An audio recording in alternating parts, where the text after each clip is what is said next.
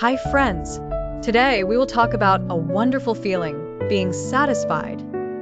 Satisfaction happens when something works out just how you hoped or when you feel you've gotten exactly what you needed. Let me tell you a story about when I felt this way. Once, I worked hard on a school project. I spent hours researching, planning, and making it look great. I felt so proud when I finally presented it because everything turned out just as I'd imagined. My teacher and classmates even said nice things about it, making me feel better. My body felt light, and I had a big smile. My mind was filled with happy thoughts like, this was worth it. Now, I didn't use the word for how I felt. Can you guess what it was? How do you think I felt in that moment? Great guesses, everyone!